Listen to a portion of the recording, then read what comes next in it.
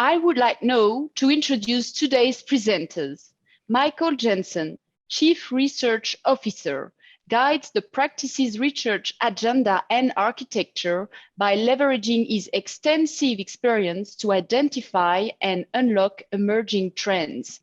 Akshay Mathur, Practice Director, is a member of Everest Group's global sourcing practice. He assists clients in the area of locations optimization, workforce strategy, and productivity. Rita Soni is Everest Group's principal analyst for impact sourcing and sustainability. Her focus delivers a triple bottom line lens of people, planet, and profits to global services market research, beginning with an in-depth examination into impact sourcing. Anurag Srivastawa, Vice President, is a member of the global sourcing team and assists clients on topics related to location optimization, benchmarking, and global service delivery strategy. And with that, I would like to turn things over to Michael. Hello, everybody. All right, we've got a jam-packed set of content here, and I wanted to kind of put a little bit of context here about what you're going to hear today. And as if you have any questions along the way, feel free to put those in the Q&A panel, and we'll try to address them along the way, or if not, we'll get them at the end. So right now, we're seeing a booming outsourcing industry. We had a brief slowdown in the middle of last year, but we're really seeing robust growth, and both on an insourcing and an outsourcing basis. A couple other things we're going to talk about is the Great Resignation is real. We're starting to see attrition numbers that are rising. We are seeing the talent shortage here in the US continue to expand. We've gone just recently, if you look at the numbers that came out yesterday on the JOLTS report, there are now 2.6 million more job openings than we have people looking for work. So that's an increase of over 1 million positions in just the past month. So this is going to be what you're seeing now is just the beginning of a more robust trend that's going to develop. We're starting to see inflationary impacts on both salary increases as well as rate increases coming from the service providers. And this is all in the context of organizations looking at the impact of the COVID disruption on both their talent and location strategies. So we're going to dig into all that.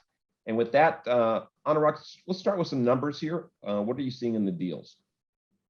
Sure. So Michael, this is the the chart on the left that actually tracks the total number of outsourcing transactions, the health of the outsourcing market. This is the market where we're seeing buyers sign deals with third-party service providers.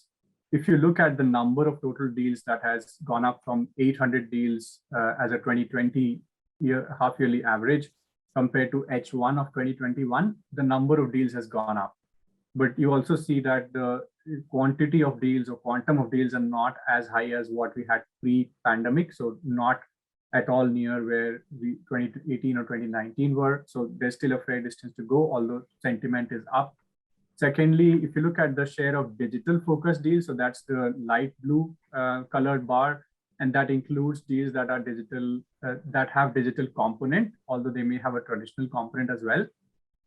The share of those deals have actually stayed roughly similar to last year. But again, there is still a gap compared to where these figures were pre-pandemic. So that's the second message. Our sense, our guess is that this is driven by two things. The share of digital focused deals. One is we believe there are more mega deals being signed. So that has an impact on ACV for digital focused deals, but not so much reflecting in the number of deals with digital component. The other we believe is that a lot of this is going to the GBS model. So we've seen a lot of insourcing by enterprises.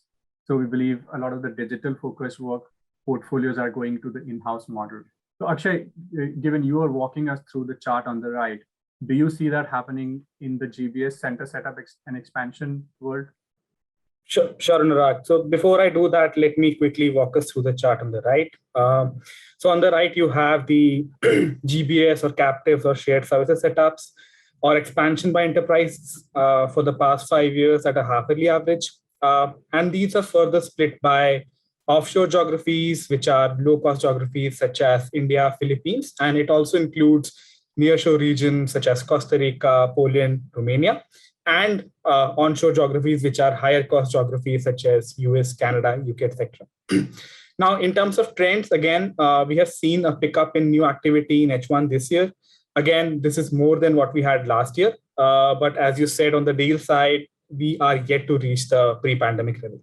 So there is growth, but it is slower. And to answer your question, we have seen that more newer setups are digital. So a higher proportion of these 142 setups are actually in the digital area. So maybe that hypothesis is trending in the right direction. Moving on to the next slide. Yes, so here we have what we have on this slide are the number of outsourcing transactions announced again at a half-year average that we are making true comparison to H1 this year for the past 5 years. Now, these are further split by disciplines in IT, BPO, engineering, and multifunction deals. If you see the numbers here again, what we are seeing is increase in engineering and multifunction transactions with some pickup outside the core North American market as well. And interestingly, there are multiple industries which seem to have revived. So for example, if you were to go back a year ago and we were to see the performance of different verticals, telecom and high tech were performing pretty well, even during the core pandemic area. But this year, we have seen some revival from areas in manufacturing, BFSI, or retail. Now, there are multiple drivers for all of these. So, for example, retail is currently driven by movement towards digital channels, digital marketing, etc. Manufacturing, these industries are seeing a pent-up demand, which is again making them invest more in IT or BP outsourcing. And then BFSI's growth largely is driven by digital transformation and investments in cybersecurity and regulatory compliances. So this one, and the same thing, the same trend is visible if you move to the next page on the service provider side as well. So again, when you see this slide, on the x-axis here, we have the operating margin. On the y-axis, we have the sequential revenue growth. We have plotted some of the major outsourcers or service providers here. When you see the performance, all service providers, barring few such as IBM Global Services, Unisys, have seen a positive revenue growth. Offshore heritage providers, which traditionally have had higher margins, almost in the mid-20s range, they have continued to maintain those margins even in this year. Now, there are multiple drivers which might be driving this. So, for example, lower amount of travel, good offshore leverage. However, going forward, we are doubtful if this margin will sustain, because you have there is a sustainable there is a war of talent which we are covering in the next section anyway, and plus so that what that means is service providers would have to invest more to retain and hire talent in the market. So again, we expect that the margins might take a hit going forward.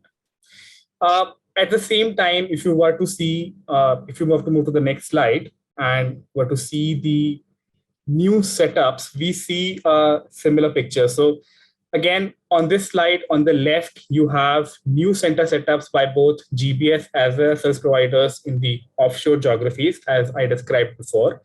And on the right, you have breakdown of new center setups in the onshore geographies. Now, we clearly see a pattern in which leverage of nearshore Europe is being increased. And our hypothesis is that this is being leveraged primarily to serve the Western European region. At the same time, there is an increase in setups which are happening in onshore Europe as well. Across both the locations, one key trend is that GBS have led this setup compared to service providers. And most of these are being led by functions in engineering and IT. So with that, I'll hand it over to Michael. All right, so let's move into the next section where we talk about building a talent strategy for today and tomorrow. And let's set the stage here with some context. You know, when you look back over history, we had a couple big events that have kind of shaped this industry. The Y2K, for those that were in this industry, was a big introduction to the offshoring conversation as a whole. It was kind of proof of concept. We had the 2008, which really kind of ramped up the growth in this sector. And then in 2020, we really had the COVID, which really, again, went back and caused companies to look at both risk and then also look at the opportunity to find, when they couldn't find the right talent in the right locations, they were really looking for that focus in on those niche skills. So when we just asked clients how this is working out in terms of attrition, and so as I've said, talked about the talent shortages becoming more robust, it's becoming more challenging overall. What you're going to see here is clients are reporting back that they are seeing attrition rates go up. And so here the average is over 10 points compared to what they would expect normally. And I suspect in certain skill sets, it's even much more substantial from what we've talked about in discussions with clients. Now, if you look at how people are addressing that, really, we asked the question of you know, what are those short-term levers you're looking to pull? The top two really are looking at broader ways of solving the problem. So really looking at flexible locations, options for the employee base, and then also expanding the hiring channels. So if you think about those as kind of at the top of the tier, also looking to improve their hiring practices, and then obviously money and benefits talk. So as companies look to do this in a meeting the competitive demands of the marketplace, they're having to expand both the salary and the benefits here. And I think there's a lot of good examples out there that we could all talk to. Overall, this is going to lead to an overall review of the overall talent strategies, and as we look at that in terms of other things that are coming to fruition here, Anurag, why don't you address those? Thanks, Michael. So like Michael said, there is an unprecedented demand for talent, and that's leading to all sorts of challenges companies are facing in operations. We also believe that there are challenges beyond just the competition for skills. So yes, if you look at the left of the page, there is going to be a fierce competition for next generation skills. If you layer on the fact that talent is going to be increasingly scarce given demographics, right? If you also account for the fact that work from anywhere, which we're calling work WFX, is actually going to break existing talent paradigms and change how you look at talent pools and engines. If you also look at how climate change is making delivery from certain locations really vulnerable, and you look at the impact on the profile of talent you need to hire, given the rise in social and regulatory pressure, so things like diversity, scrutiny on diversity, scrutiny on pay equity, then there is a real multi-dimensional impact on the kind of talent you need to hire. So, this is what we believe will be unprecedented in nature, and hence it will need unconventional approaches to mitigate it. Before we get into what will actually help you mitigate it, there is a quick poll for you. Yeah, so what we want to do is ask you what you're not including in your planning for talents and location strategy. So this is kind of the negative of the question here. So what we'd like to do is get you to chime in. Are you, any of these that are listed here, are you not considering for your planning right now? And all right, I'm going to tell you there's one right now that has almost no consideration here. And there's another one here that has almost everybody's ignoring. All right, we'll leave it open for another 5, 4, 3, 2, 1. Okay, so clearly the answers are that climate change is the odd man out here. Work from anywhere and competition for skills is the odds-on favorite here. And so, Anurag, when you look at these results here, what are you thinking here? Not at all surprising, Michael, and I was quite pleasantly surprised to see that this is, not surprising, but also pleasant to see that this is in line with what we are going to say. So if you look at our, profile of what a sustainable talent strategy means on the next page, right? We are saying that a sustainable talent strategy actually incorporates the short and the long term. So you're not just looking at how do you actually hire in the next 6-8 months to address the short-term challenges, but also what does demographics and what does climate change do to your ability to hire talent? What does a 5-year talent sustainability view look by skill? So that's the one on the first one. You also look at how can you create more greater good, right? So it's not just looking at how do I hire competitively and I'm the best brand in the market, but also Can you invest in education? Can you invest in training? Can you invest in influencing university curricula to actually create long-lasting good, right? Thirdly, it is inclusive across all the kinds of dimensions you can think of in delivery. And fourth, it cares about social impact, right? So what is the kind of community impact you have? And so if you look at what does that mean from how you should think about locations and talent strategy, and you move on, right, to the next. Yeah. So these are the key questions you need to answer, right? So if you look at competition for skills, you are going to look at what locations are more constrained for next-gen skills and how does competition impact that. Obviously, we are not covering that in a lot of detail today, given this is going to be very contextual for companies based on the kind of technology skills or language skills or seniority they want to hire for. But the other things we're going to evaluate in more detail. So what does climate change do to locations, right? What is the impact of work from anywhere on your ability to hire talent, and how, what locations give you more of that, increase? How does demographic change, for example, affect it? How does social and governance responsibility affect, what your talent and location strategy should be?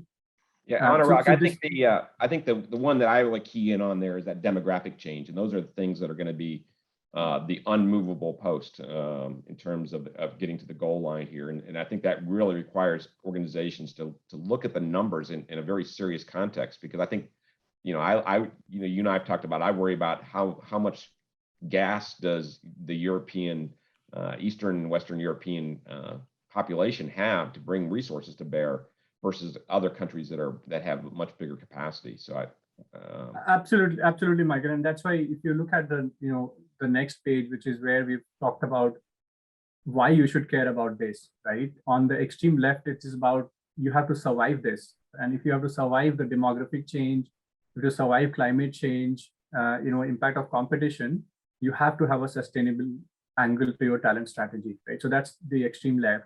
Then the second is, I think we'll see that now the companies that are more conscious of this and are leaders in this space, they will leverage this to not just survive, but thrive. So it starts by how do you start to differentiate your employee value proposition in the market? So you look at some things like Target and Walmart are doing, they're offering free college tuition to attract and retain workers, right? So this is a big deal in the eyes of the employee and candidate base. And so if you have a sustainable talent strategy, you're actually making it easier for people to work for you. Rita, did you want to take us through the? Sure. Yeah, I think the other three areas sort of fall straight into my ballywag of surely mitigating some of the challenges like attrition are seen very clearly in the impact sourcing model, where we've proven that lower attrition, and we'll talk about that further in detail later on in the presentation.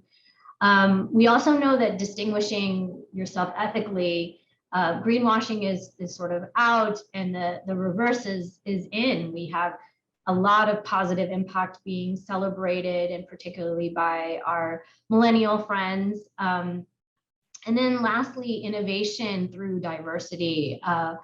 We know that that's been a common refrain from any time we started talking about diversity, but now we're actually starting to see the evidence of how that diversity helps with innovation and helps with relating to your clients.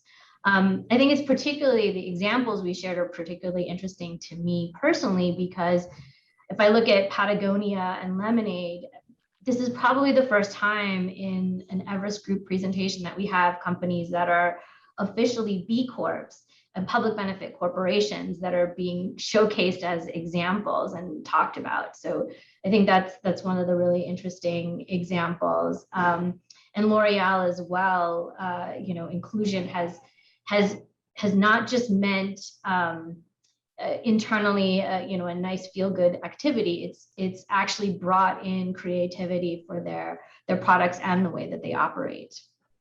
So Rita, I think what we're saying here really is there's the hard demographic type nature of the thing, and looking at the competition, looking at the skills that are available, and then there's a softer building of your personal company's brand, and how do you want to be represented in terms of attracting those scarce resources that are out there. Is that what I'm hearing you say?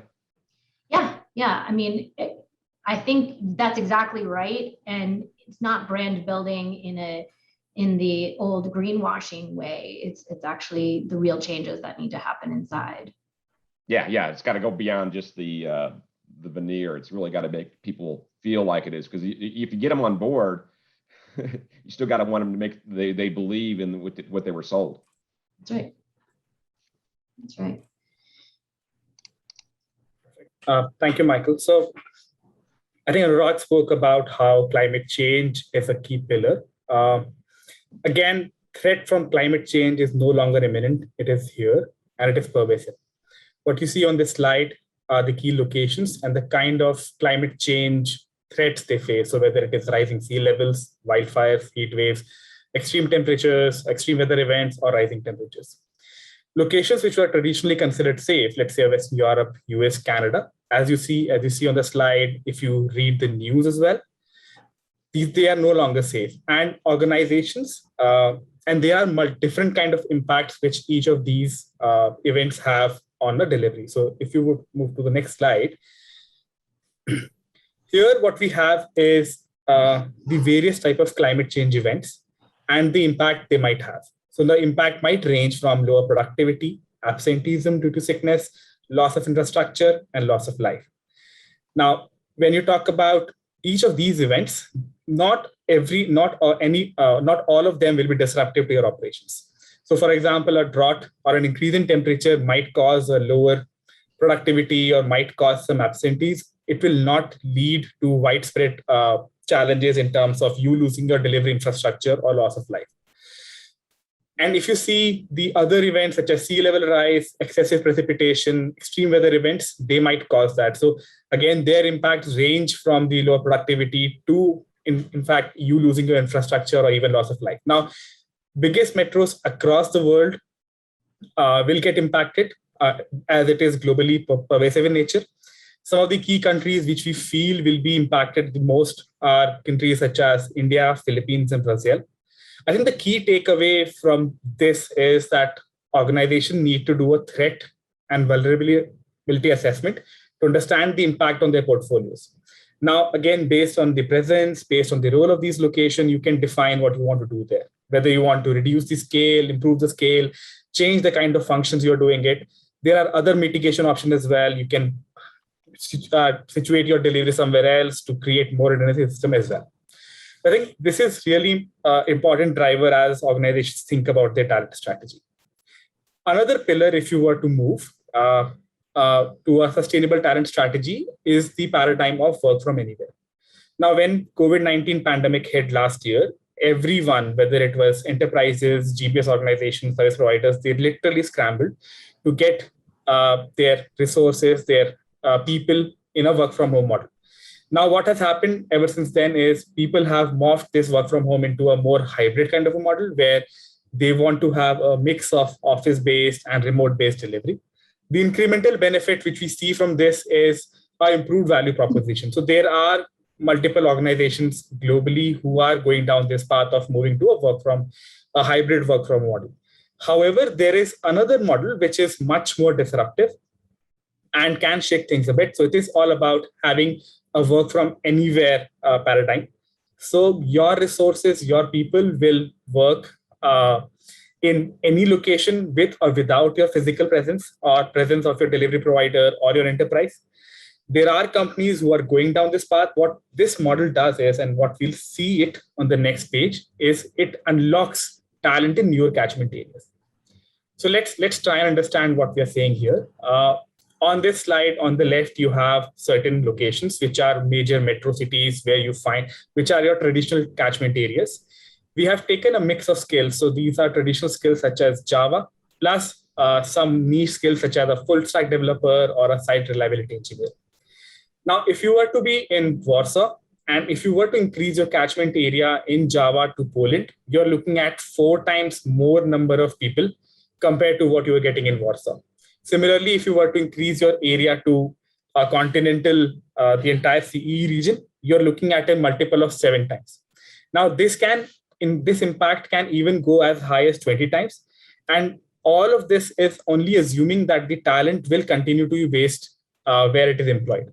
Now, if the concept of digital nomads decide to move out of big cities, then the step up from work from anywhere would be even more disruptive. On that note, I'll hand over to Anurag. Thanks, Akshay. So on this page, what we really did was looked at how companies are going to be deciding, deciding about their location selection, or where do they access talent, and how do they implement work from anywhere, right? So we looked at some, locations across the spectrum of offshore, nearshore, onshore, and looked at, what are the benefits of work from anywhere, what are the security implications of that, and how viable is that across locations, right? So when you look at benefits, this is essentially a combination of cost savings from real estate. So you can actually let go of some real estate if you don't have long-term need, or reduce long-term need. We looked at what is the BCP implication of that. Do you have enhanced BCP because of that? Akshay already covered the access to talent bit, so we looked at that. We looked at some of the benefits that go beyond just the hard benefits. So are people spending lesser time in traffic? Are people spending lesser time in traveling? Are they getting exposed to lesser pollution? So that is the societal and environmental bit there. If you look at security, we looked at safety and security of the office as well as employees, looked at cybersecurity implications. And then finally, within viability, we looked at whether there is enough infrastructure in the country, city, or just the homes to actually support this remote delivery, looked at how laws and restrictions have kept pace with this, and then finally looked at some other ecosystem implications of suitability of working from home. So one, are people willing to even work from home in that geography? What is the social and cultural acceptability for working from remote location, and how's the ecosystem geared around that, right?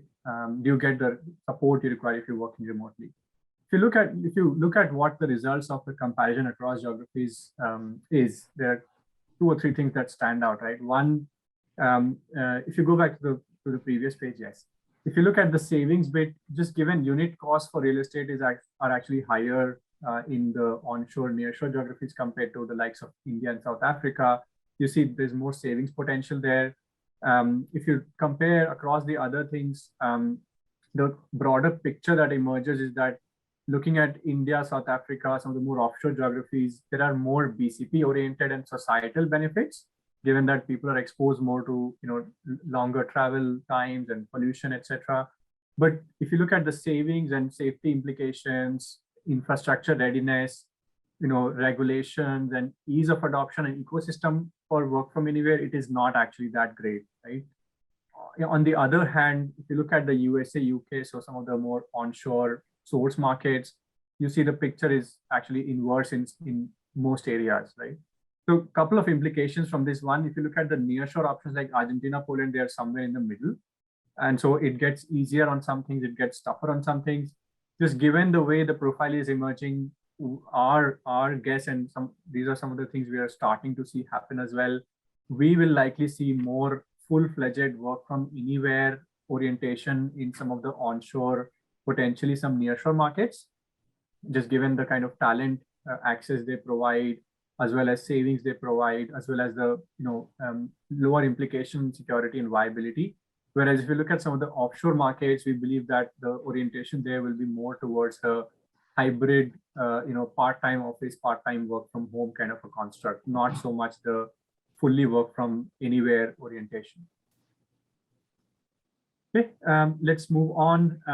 So we're looking at the demographic implications, right? And this is actually very interesting to me, right? So we looked at how combination of fertility rates and migration will actually impact just the sheer number of people in the industry, and we sort of translated that to what does it mean for population in the IT/ES industry across major geographies, in 2030 and 2050. So this is much farther out than the short term, right? And we looked at how that compares to 2020, and you see the colors on the page. Anything that is greener is actually good. Anything that is redder is actually bad, and yellow is somewhere in the middle, right? Couple of implications, right? Pretty much everywhere, fertility rates are declining, right? Now it takes some time for countries to actually see reduction in population, but most countries, the population peaks around the 2050, 2060 timeframe. And that means that you will have aging population pretty much everywhere, except let's say sub-Saharan Africa in the medium long term, right? So that is one big implication. Second, if you look at the spread of locations on the left versus the right, you see that European countries and some of the ones like Poland, Romania, Lithuania, in Eastern Europe, we have known Bulgaria having a problem for a while.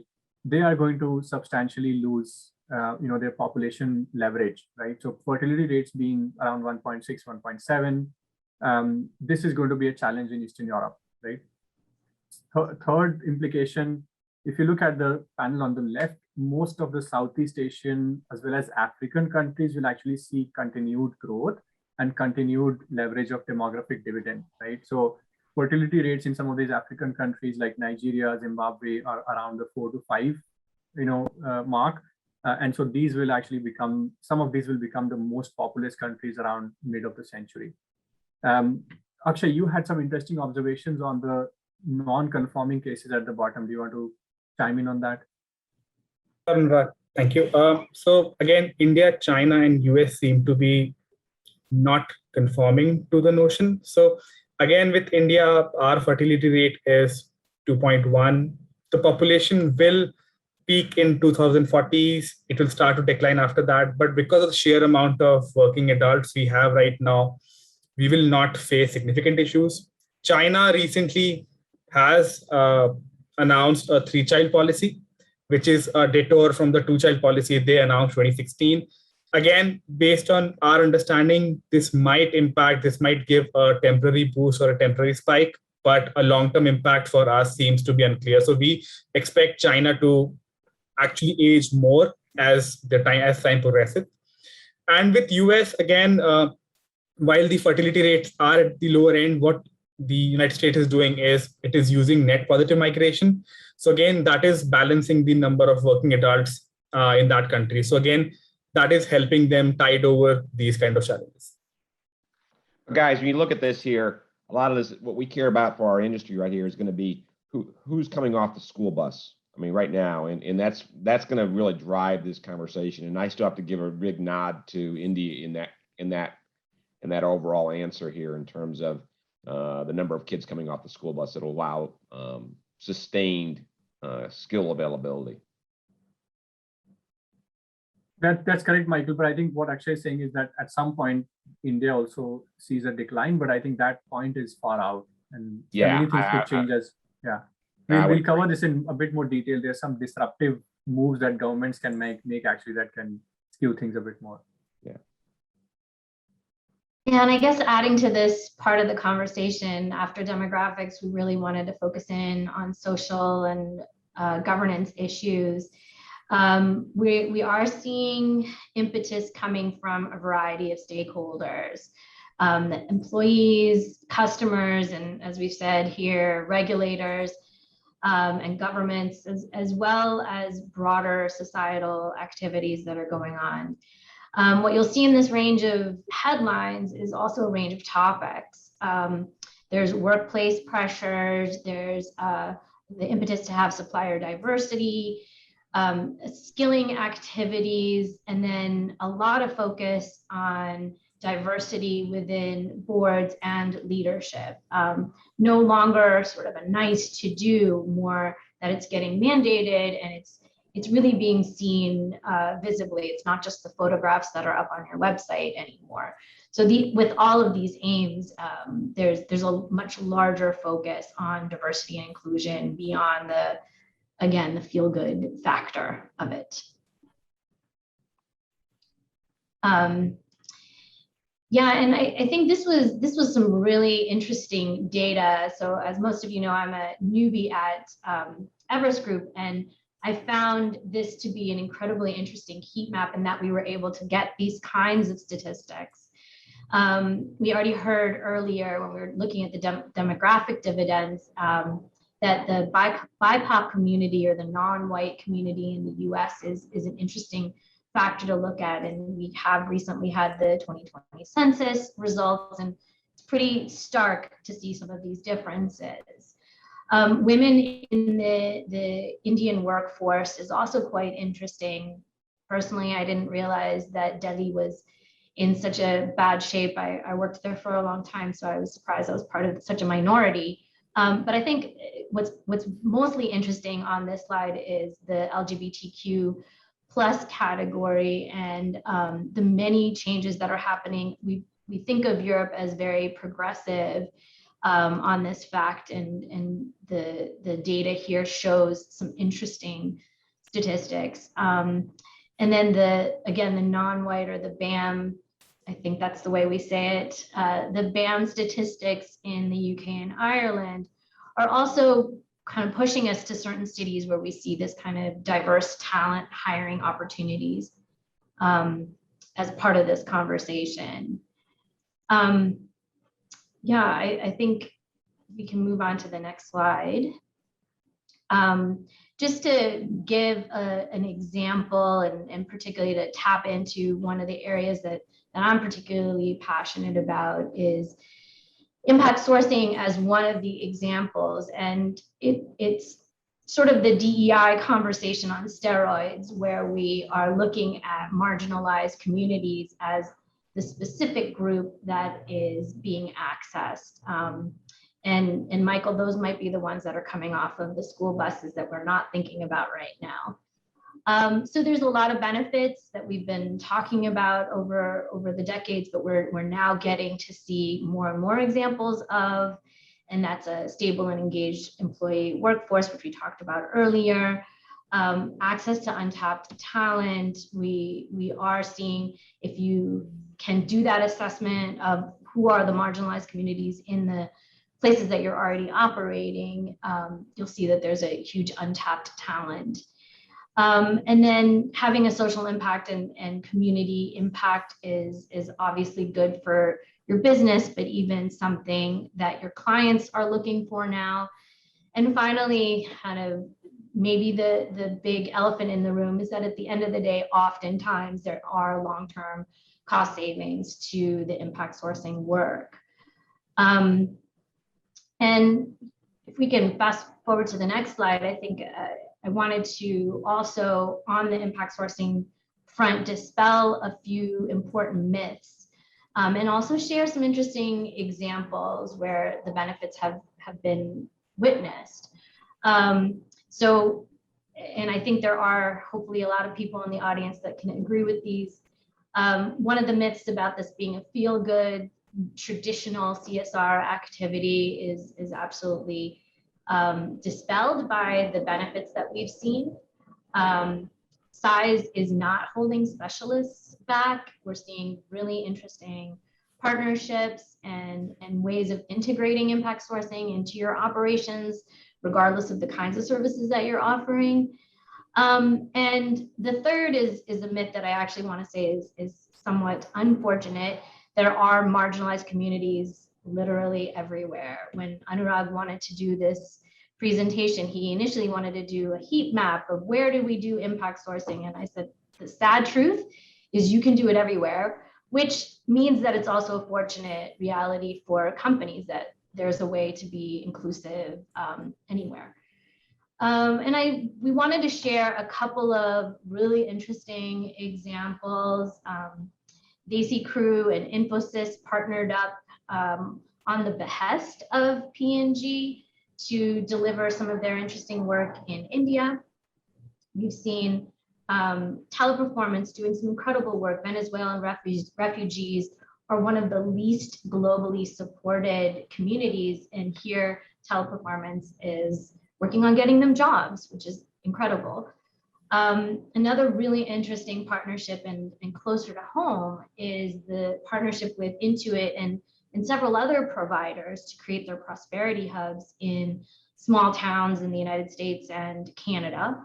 And then finally, we're highlighting the example of Microsoft, sort of our stalwarts in the impact sourcing world, and how they've created development centers in Kenya and Nigeria and are delivering from there. So these are some really exciting examples, and I guess a little pitch, because we're doing well on time is that we're continuing to study this space. We just launched a state of the market that we're doing to look at these specialists and really dive into the data of what's working, what's not, and how can we help grow that space. Yeah, Rita, when Rita and I talk, she refers to herself as the chief do-gooder in our analyst community, and I think that's great. But you know, it's not just about doing good here. I mean, I'm a profit and loss type guy more so, and you know, when I start to see these attrition rates skyrocket, I see the unemployment versus the job openings numbers. I recognize the dire economic consequences of what's going to happen in the inflationary aspects of this. And so anything that you can do to lower those attrition rates and attract new centers of capable workers is going to be incredibly important. It's not just going to be a matter about, can you put up more help wanted signs? It's going to be much more challenging than that. And I think you got to look at all of these things. It's locations. It's going to be I use the word brand, but it's more than just the brand. It's really going to be how you position yourself and actually execute on that. That's going to be extremely important here. And I keep going back to that same thing. So I think, Rita, the study you're talking about here will be interesting to watch and see how organizations are starting to react to that. All right, so let's give you an opportunity to see some of our data specifically. And so we find that when organizations are given the opportunity to see our work, they tend to want to do more business with us. So we're going to give you an opportunity to get a sense of our rates comparisons, what we're seeing in reality out there for the sets of different IT areas. And so what we're going to do is we're going to open up the what's a quick poll. And if you're an enterprise, so you're a buyer of services and you're interested in getting kind of a rate comparison across one of these six, or actually two of these six IT areas, and across all three of the onshore, nearshore, offshore conversation, and we can certainly have a conversation there. Go ahead and click the button. That'll connect you with your email that you registered with, and we will be in touch with you, somebody from Anurag's team, to make sure that we can help you get some of our access to our latest data. So we'll close that off now and move on to some of our concluding calls to action here. Thank you, Michael. And so we're at the end of the content, and we wanted to basically summarize what it means for people. So what are the key implications, right? So the first one is talent is going to be a decreasing commodity. If I were to use Michael's lens of profit and loss, it is a declining commodity. It's a reducing resource. So we expect companies to focus on demand reduction. So you do that through leverage of technology, automation, straight through processing, other means, right? So that's going to be one big measure we expect companies will take. Second, very clearly, given the risks of delivery are increasing pretty much everywhere, especially from climate change, but also from demographic change. Even locations that were regarded as being safe, so let's say Western Europe, North America, are actually going to be affected, right? So diversification of the portfolio will be a big demand, will be a big imperative, right? Secondly, I think we see that a big impact on how you actually organize delivery. So it may not be so much if I leverage a certain location or a geography, it is going to be more of how do I leverage that. So it could be a change in role, potentially some more role for Southeast Asia, Africa, so expansion when you diversify, but also consider things such as, whether a capping of a scale, optimum scale in a certain location actually is a good strategy, because then, because these locations could be too big to fail, or things that you're doing there are too critical. It could be in the form of, some of these locations that are leveraged only as small scale centers of excellence supporting niche kind of work, right? It could be you have more business continuity planning, more spokes in safer locations that are, compensating for delivery from more riskier locations, right? It could be look at more alternative delivery locations. So if a Mumbai is under significant threat from sea level rise and flooding and climate change, other aspects of climate change, could be you look at a Pune as an alternative. It could be that if Barcelona is actually a lot of risk, could you look at Malaga, right? Sort of similar skill, maybe a little less mature, but potentially giving you more continuity options. And then potentially what we may also see is design changes in terms of some locations could be more sources of talent rather than delivery locations. So you go and hire from there, but actually you don't actually situate your delivery there, and you either leverage a remote workforce or you move people from there. Akshay, did you want to take us through the next one? Yep. Sure. Thank you, Anurag. So again, I think as Michael said, we are in the Great Resignation. So it is very important for enterprises, organizations to realign their talent models. What that means is you have to strengthen how you're training your employees. You have to find pockets of similarities. You have to upskill, reskill them. As the need diversifies, you have to diversify your talent. So basically stop thinking about talent from a near-term 1 to 2 year perspective. Hire them by thinking at the bigger picture, understanding which skills are very close to each other. How can you leverage talent from one skill to another? I think that becomes really important. The second one is think and evaluate about how you want to leverage contingent workforce or a gig workforce or even impact workforce. These pockets have traditionally, organizations have been thinking about it for a really long time, but I think it is almost time that enterprises start using these kind of workforce sources as well. We understand there are apprehensions on providing access, there are apprehensions of getting complex work done, but at least organizations can start by allocating simple tasks to these guys, outsourcing transactional process to these groups, and then potentially as the model matures, we start changing that up as well. And the last one I wanted to cover is basically making investments in talent management. So whether that means having tools which make the work easier, automating stuff, which again reduces the amount of time people are spending, or having more retention benefits, providing them more wellness having more wellness initiatives, whether it is financial compensation, something else, which helps you retain talent, and then creating skill repositories as well. I think these are some things which organizations have to be cautious and have to implement actively so that they can tide over this crisis. Rita, you want to cover the last one?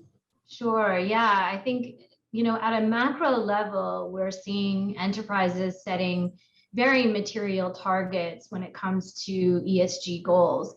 And with those very material targets, they're permeating their ESG activities or environmental, social, and governance activities throughout their organizations.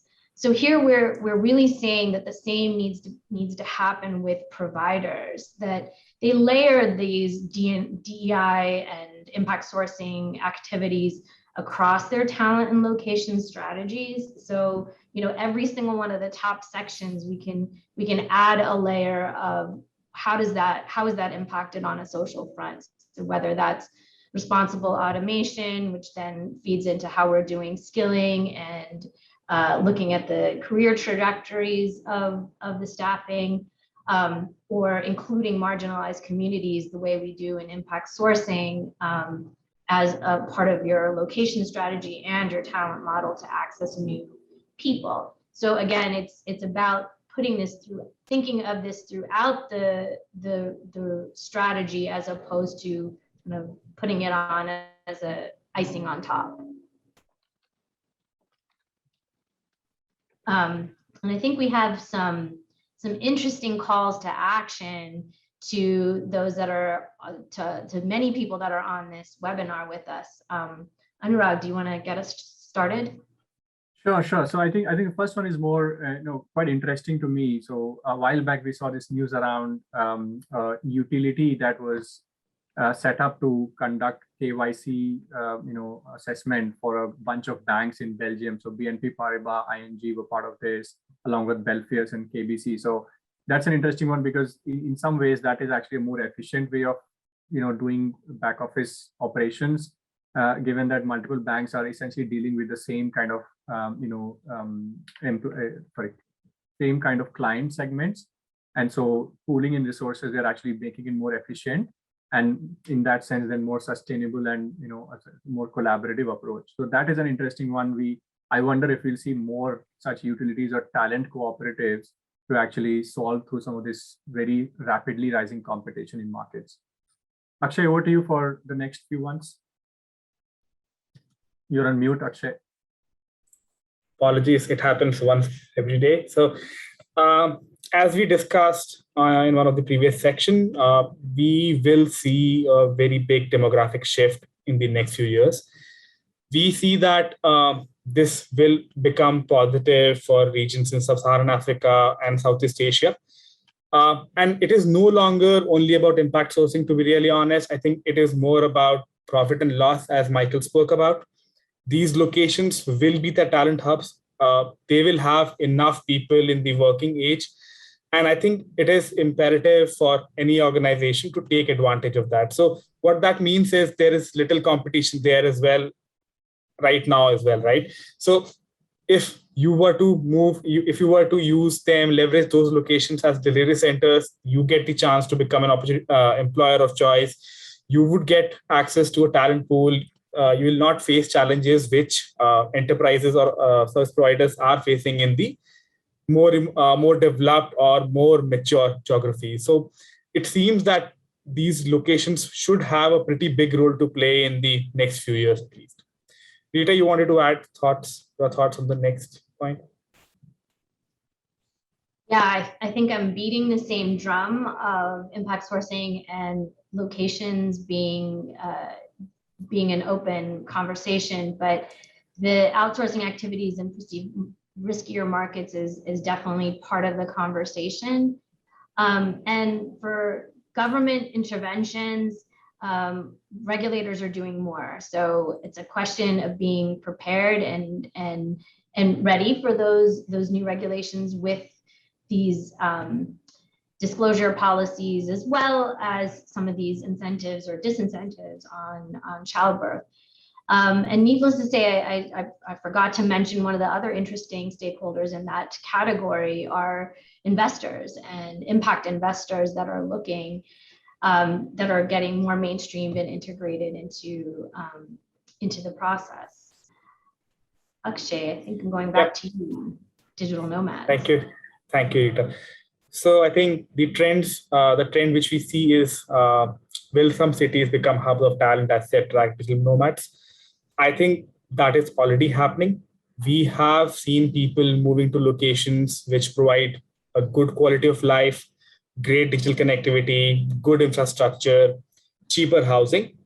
That is already happening in a lot of locations across the globe. So we definitely see this becoming more pervasive, more imminent, more bigger in the overall scheme of things. And the last point, I'm just going to say quick shout out for the point is obvious that impact sourcing is growing. And I think even just from the Q&A, we can see that there's a lot of interest in this space. So I think we should quickly get to that point, right, Anurag? Yep. Yeah. All right, guys. Good stuff. Lots of data there. You know, from my perspective, you look at this at the macro level. If you think we've got challenges now, wait till some of these bigger demographic trends continue to exacerbate the challenge. When I'm looking at the JOLTS report here in the US, like that came out yesterday, I look at that and say it increased by over 1 million. The delta between people looking increased just 1 million more. So we got 2.4 million people looking, or 2.4 million more jobs and people looking. And if that's growing 1 million a month, that's going to be a real challenge for us as people look for a stable base of employees and talent. And it's just all these things come together. So we got pages of questions here. So let me kind of put one out here. How do you see the impact of automation playing out, especially with the mundane and repetitive task? And how do you see humans adapting to robots and bots? Let me address the macro perspective. The reality is you're not going to, if you want to grow 20%, you're not going to be able to find 20% more employees to go. So you're going to have to depend on a combination of productivity and hiring and other employee strategies to make this work. So it's going to be a requirement part here. Anurag, you want to kind of put it from the perspective of the robots and the bots? Yeah. So I think we've seen quite an encouraging response, right? So we've been conducting these pinnacle assessments. And I remember the last time we did an assessment on this with leading enterprises, I think 50+ enterprises, I think up to like 90% of employees in these organizations actually felt that automation was a good tool in their hands. And their angle was that it helps us not do some of the mundane repetitive tasks. And who would want to do boring stuff, right? And they'd rather actually move on to something more value adding, something where they see they're able to, create more benefit, create more value for their own enterprise. So we see that this is actually going to be not a problem in terms of adaptation of employees, human with the bot. Yeah, I couldn't agree more. I mean, it's in fact, if I look around the automation in my house, it's more sophisticated than the automation in many workplaces. So I think employees will be dismayed if they have to go to work and not have the automation they're used to at home. All right, let's take another question here. Again, I'm gonna go back to you, Anurag, because this is you live in the UK there. It says obviously the US and UK have the most favorable, and I'm thinking back to the criteria of your greens and yellows back on one of those previous charts, yet they are higher cost. Will clients be willing to pay more? So I think in some ways this is not a choice anymore, right?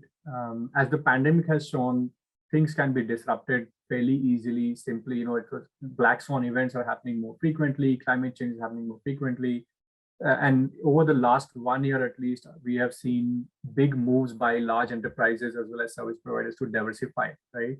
So it is not a choice anymore to have to set up something or have more delivery, more share of delivery happening from onshore or nearshore event. And I think it is just in some ways, the higher cost is an insurance towards preventing something like this or preventing more disruption. So it's a BCP justification and a case rather than just a simple escalation in cost. Yeah, and I think the numbers we're hearing are pretty fantastic in terms of some of the increases employees are getting. So it's not a question of do you want to, it's going to be do you have to, and then you're going to have to use some of these longer term strategy that you and the rest of the team have been talking about to mitigate. Hey, do I have to give everybody a 40% raise just because the guy went across the street and got 40%, 50%, even 100% increases that we're hearing about? So it's going to be a longer term strategy that they're going to mitigate some of those outrageous numbers here. All right, Rita, here's a question for you. How is Everest Group working with the buyer side to get them access to impact sourcing providers and break these myths effectively? You did a good chart on that. How are we helping? Yeah, I'm not sure if Kapil asked the question before we talked about the RFI, but I think the research and the numbers and the robustness of what we do is going to speak to it for itself. But that's part of the campaign that we're doing right now in talking about it on all of these mainstream platforms where both enterprises and service providers are having mutual conversations about these joint struggles. So I think it's just getting integrated directly into our programming. Okay, great. All right, we're running out of time here. There's a lot of other questions here. I think Anurag and Rita and Akshay, you will address those individually in a follow-up session. If there's something that you want to reach out to us individually, our emails are on this page, or you can get us on LinkedIn. I'm sure you can find us there.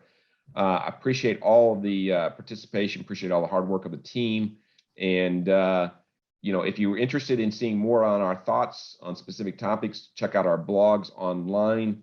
And there's also a lot of great content. And also, again, I'm gonna pitch the study that Rita's doing with her team. Reach out to her individually if you want to get a link to what's going on there. And again, we thank you for your time and have a great day.